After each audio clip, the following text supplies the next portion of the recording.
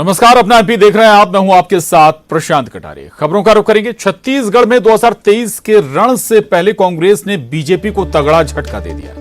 नंद कुमार साहब बीजेपी से नाता तोड़कर कांग्रेस में शामिल हो गए हैं। ये सियासी खेल हुआ तो छत्तीसगढ़ में, लेकिन इसका असर अब एमपी में भी देखने को मिल रहा है। कमलनाथ ने कहा है कि ये तो अभी सिर्फ ट्रेलर है, आगे आगे देखिए होता है क्या। इसके अलावा एमपी में बीजेपी नेताओं के संपर्क पर उन्होंने कहा कि हमें अच्छे कार्यकर्ताओं की जरूरत है, थके हुए नेताओं की नहीं।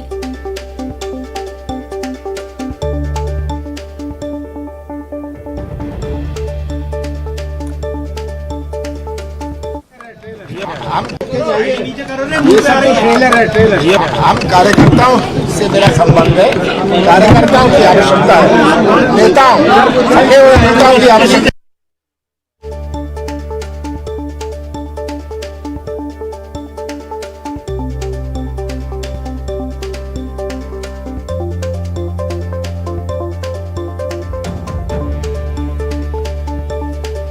तो नंद कुमार साय अब भाजपाई से कांग्रेसी हो गए हैं। छत्तीसगढ़ में उन्होंने कांग्रेस का हाथ थामा है और इस सियासत का असर मध्य प्रदेश में भी नजर आ रहा है। पीसीसी चीफ कमलनाथ कहते हैं कि ये तो अभी शुरुआत है, आगे आगे देखिए होता है क्या। क्योंकि इस साल दोनों बड़े राज्यों में चुनाव है। मध्य प्रदेश छत्तीसगढ़ में चुनाव होने जा रहा है और उससे पहले मान भी सकते हैं आपकी जो राजनीतिक चेहरे हैं वो यहां से वहां होते हुए नजर आए, एक दल छोड़कर दूसरे दल में शामिल हों। और ये क्रम दोनों सियासी दलों के साथ हो सकता है। जरूरी नहीं कि बीजेपी छोड़ कांग्रेस में जाए, बल्कि कांग्रेस छोड़ बीजेपी में भी नेता आपको आते जाते नजर आ सकते हैं। न्यूज 18 संवाददाता शैलेंद्र भदौरिया हमारे साथ जुड़े हैं।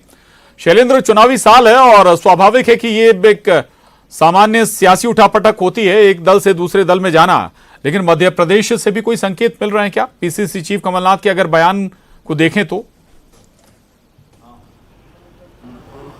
देखिए, बिल्कुल प्रशांत, भले ही नंद कुमार साय ने बीजेपी का दामन छोड़ कांग्रेस का दामन छत्तीसगढ़ में थामा हो, लेकिन उसकी हलचल जो है वो मध्य प्रदेश में भी देखने को मिल रही है। और जिस तरीके से जब पीसीसी चीफ कमलनाथ से इसको लेकर सवाल किया गया तो उन्होंने साफ तौर पर ये कहा कि अभी तो ये ट्रेलर है। यानी उनका ये बयान बताता है कि किस तरीके से मध्य प्रदेश में आगे सियासी घमासान होने वाला है। क्योंकि इसके पहले भी अगर उनके बयान देखें तो वो कई बार ऐसे ये बात कह चुके हैं कि बीजेपी के तमाम नेता जो हैं वो उनसे मिलने का समय मांग रहे हैं, पार्टी में शामिल होना चाहते हैं, लेकिन वो अभी वक्त आने पर उनको शामिल करेंगे। और जिस तरीके से अगर आज की भी बात करूं तो जिस तरीके से आज भी कुछ नाम जरूर चर्चा में आए थे, कुछ लोग ऐसे हैं जो आज कमलनाथ की जो सभा गोविंदपुरा विधानसभा क्षेत्र में होने जा रही है उसमें कुछ लोग शामिल हो सकते हैं। हालांकि फिलहाल उन्होंने इस तरह की अटकलों से इनकार किया और कहा कि हमको थकाऊ नेता नहीं चाहिए, हमको अभी वर्तमान में बेहतर कार्यकर्ताओं की जरूरत है। और जिस तरीके से वो पहले भी ये बात कहते रहे कि टिकट मांगने वालों की तो लंबी फेहरिस्त है, या बीजेपी के तमाम लोग ऐसे लोग हैं जो उनके संपर्क में हैं, लेकिन वो ऐसे व्यक्ति को शामिल कराएंगे जिसका जनता के साथ जनाधार हो।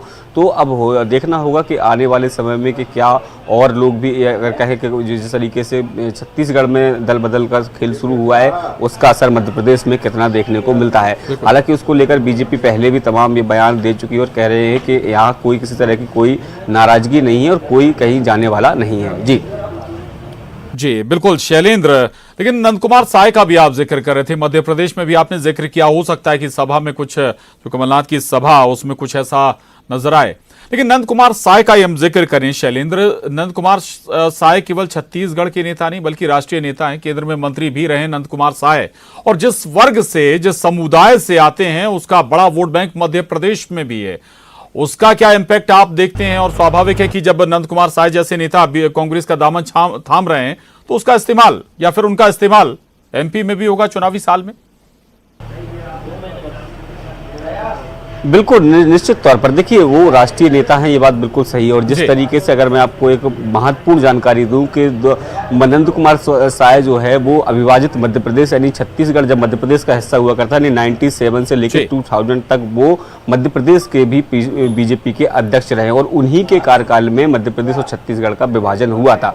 तो और ये बताता है कि किस तरीके से वो मध्य प्रदेश और छत्तीसगढ़ की राजनीति में सक्रिय रहे। और जैसा कि आपने कहा कि उनके समुदाय के वोटों को लेकर मध्य प्रदेश में भी तमाम जो कवायदें हैं वो चल रही हैं, चाहे सत्ता की तरफ से हो या फिर कांग्रेस की तरफ से हो, तो हो सकता है कि आने वाले समय में कांग्रेस पार्टी जो है उनका इस्तेमाल मध्य प्रदेश के चुनाव में भी करे और ये बताने की कोशिश, जिस तरीके से उन्होंने आरोप लगाए हैं कि उनकी उपेक्षा हो रही थी, तो अगर वो इस तरह से जाते हैं कि उनके समुदाय की उपेक्षा जो है बीजेपी के द्वारा की गई, तो कहीं ना कहीं ये दाव जो है बीजेपी के लिए थोड़ा सा मुश्किल भरा हो सकता है। जी बिल्कुल बिल्कुल, आपने बड़ी बात कही। और दूसरा, एक शैलेंद्र, हम इसे माहौल बनाने के नजरिए से भी देखें क्या, चूंकि कमलनाथ भी इसी तरह का बयान दे रहे हैं। 2018 से पहले का आपको पूरा सियासी घटनाक्रम याद होगा। चुनाव के दौरान लगातार सियासी दलों के नेताओं का आना जाना शुरू था। कांग्रेस बीजेपी छोड़ कई नेताओं ने एमपी में भी कांग्रेस ज्वाइन की थी।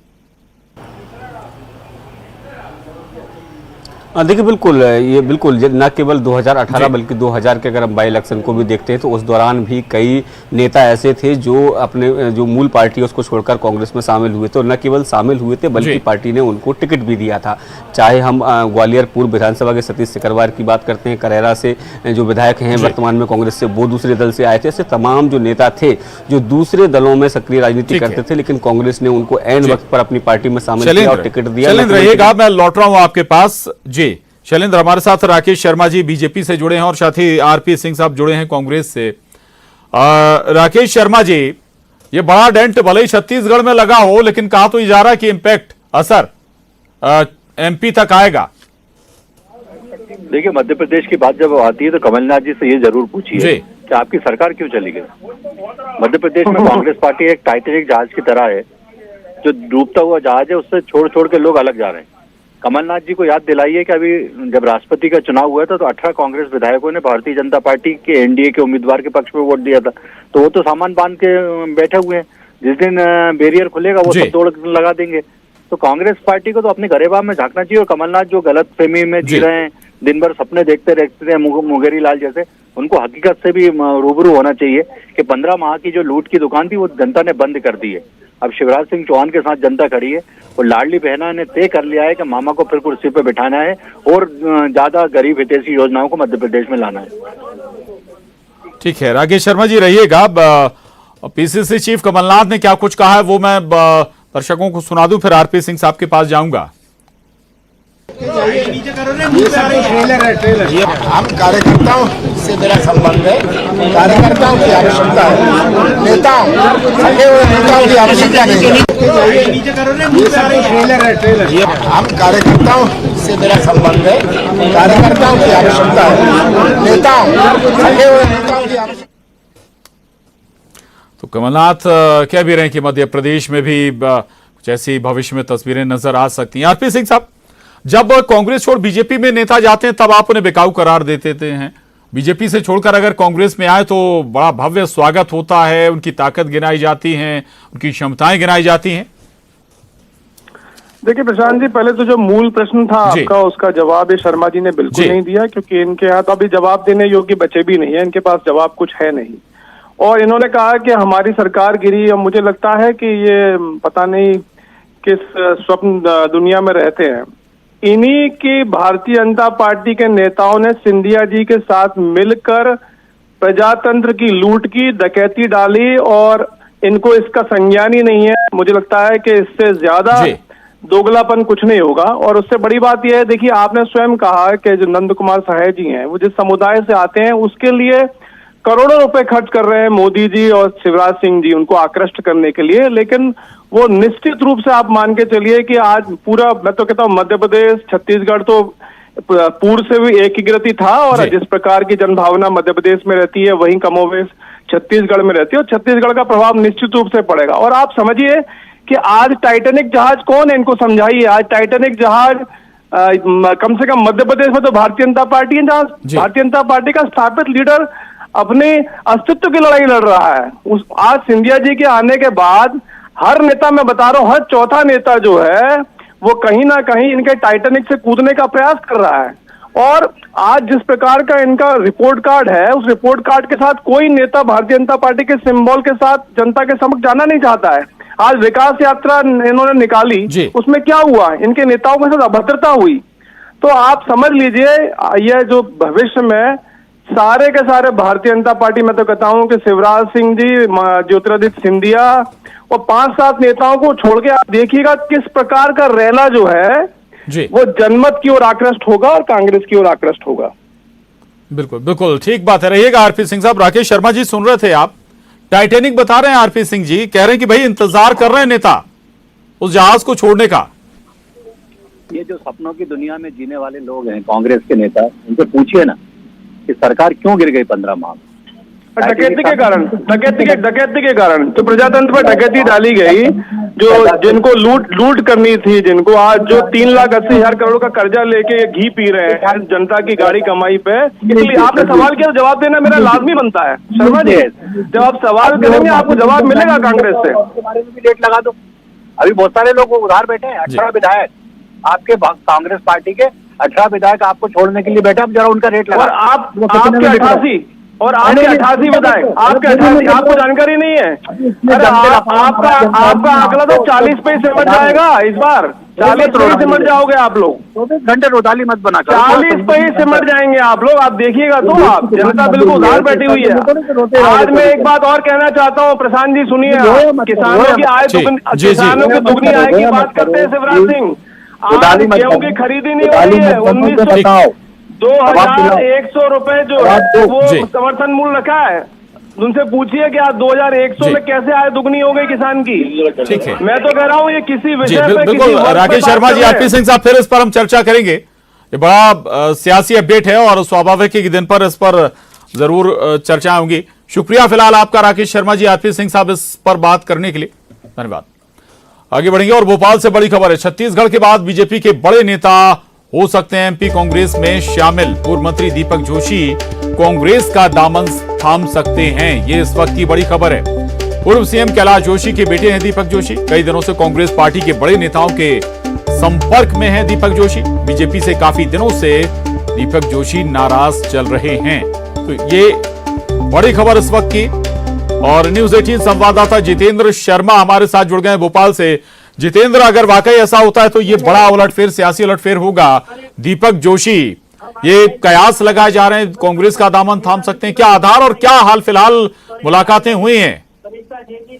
प्रशांत, अगर बात करें तो ये भारतीय जनता पार्टी को बड़ा झटका लग सकता है, क्योंकि जो पूर्व मंत्री है दीपक जोशी, वो कमलनाथ से लगातार संपर्क में, कांग्रेस के संपर्क में है और उन्होंने पिछले दिनों मुलाकात भी की है और उन्होंने इस बात की पुष्टि भी की है। बात जब उनसे की गई तो उन्होंने कहा संभावना पूरी है कि वो जो है कांग्रेस का दामन थाम सकते हैं आने वाले 2-4 दिनों का उन्होंने वक्त दिया है। तो जाहिर सी बात है भारतीय जनता पार्टी को बड़ा झटका लग सकता है, क्योंकि ये पूर्व मंत्री हैं और इसके अलावा अगर बात करें तो इनकी लगातार लोग मुलाकातें हो रही, अच्छा बच्चा सुलगते हैं। और क्योंकि दीपक जोशी कद्दावर नेता भी रहे, तो अगर कांग्रेस का दामन थामते हैं तो कहीं न कहीं भाजपा को बड़ा झटका लगेगा। जितेंद्र, आप बता रहे हैं कि संभावनाएं खुद बता रहे हैं, तो ये अमूमन सियासत में ऐसा होता नहीं है जब तक कि चीजें हो ना जाएं, और संभावनाएं भी नहीं बताती, यानी कि गुंजाइश कहीं ज्यादा है। दूसरा ये जितेंद्र की क्या बीजेपी की ओर से उन्हें रोकने की या मनाने की कोई प्रयास नहीं हो रहे?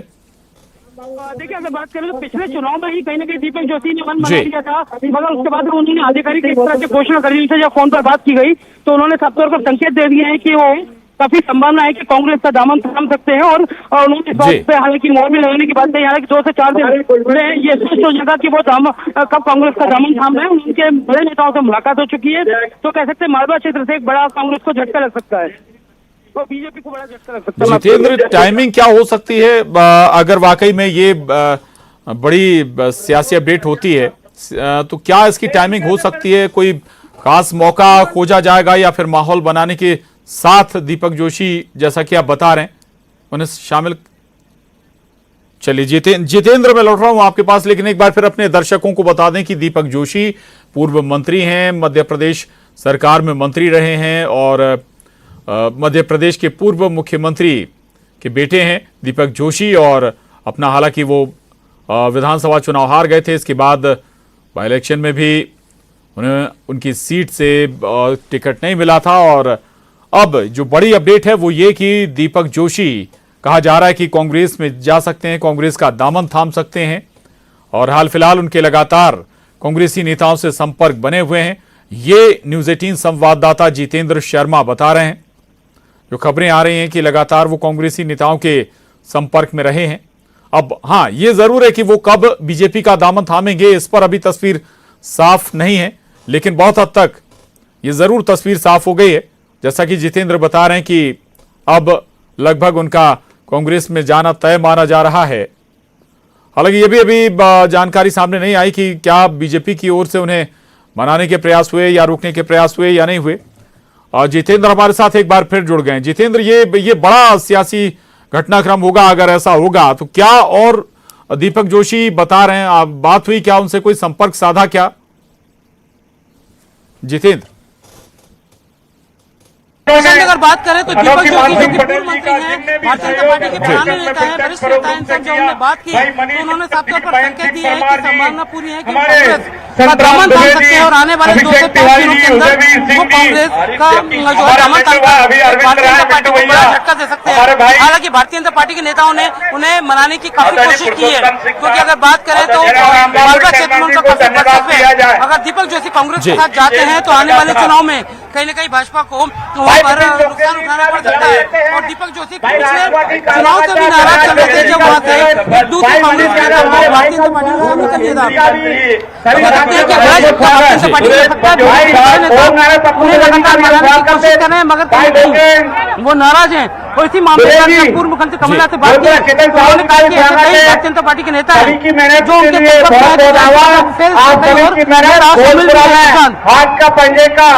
जी बिल्कुल आप बता रहे कि मनाने का प्रयास हुआ है। अगर मनाने का प्रयास हुआ तो पेच कहां फंस रहा है? टिकट को लेकर पेच फंस रहा है क्या? चूंकि सिटिंग एमएलए कोई और है उनकी विधानसभा से, ऐसे में क्या मामला कहां फंस रहा है? देखिए अगर बात करें तो दीपक जोशी ने साफ तौर पर संकेत दिया कि कहीं न कहीं सम्मान की कमी है पार्टी में। अपनी बात रखी मगर उन्हें दरकिनार कर दिया, इसी से नाराज होकर कांग्रेस से उन्हें कहीं न कहीं टिकट का ऑफर मिला है। इसी के चलते वो कांग्रेस आने का मन बना रहे हैं, मगर कांग्रेस का दामन थाम लेते हैं तो जाहिर सी बात है भारतीय जनता पार्टी को बड़ा झटका लगेगा।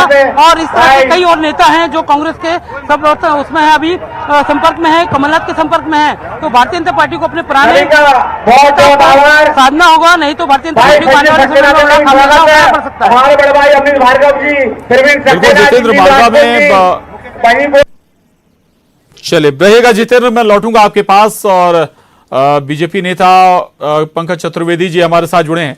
पंकज जी, एक बड़ा अपडेट बताया जा रहा है, कहा जा रहा है कि दीपक जोशी आपकी सरकार में मंत्री रहे हैं, वो कांग्रेस में जा सकते हैं। देखिए प्रशांत जी, दीपक जोशी जी भारतीय जनता पार्टी में अभी तक हैं और अभी हमारे पास ऐसी कोई जानकारी नहीं है कि दीपक जोशी जी के विषय में वैसी सूचना जैसी आप बता रहे हो जानकारी नहीं है जी। नहीं, कोई संपर्क साधा जा रहा है? चूंकि कई बार अगर ऐसा होता तो स्वाभाविक है कि संगठन के जरिए अपने नेताओं को मनाने की बातचीत करके कोशिश भी होती है। पंकज जी, ऐसी कोई खबरें अंदर?